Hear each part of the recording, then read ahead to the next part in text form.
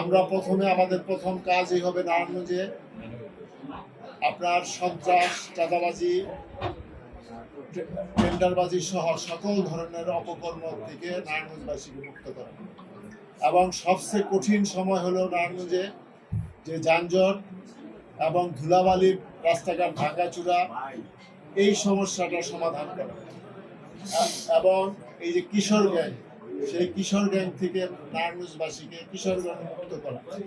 আমাদের নেতা আমাদেরকে ইনস্ট্রাকশন দিয়েছে আমাদের কি করতে হবে, আমাদের জনগণের সাথে আমাদের আচরণটা কি হবে, সেটা আমাদেরকে বলেছে। আমরা সেই কথা অক্ষরে অক্ষরে পালন করব। আমি বসা 2-5 দিনের মধ্যে সেটার প্রত্যক্ষ প্রমাণ দেখতে পাবেন।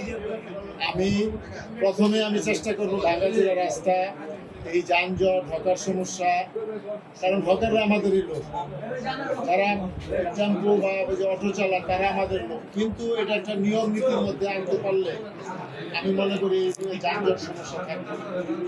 আমি এই সমস্যাগুলি সকলের সাথে বসে সকল রাজনৈতিক দল, বিরোধী দল, সামাজিক ব্যক্তিত্ব, আপনার সাংবাদিক, রাজনীতিবিদ, অন্যদের সাথে বসে আমি চেষ্টা করবো এই সমস্যাগুলি সমাধান করতে।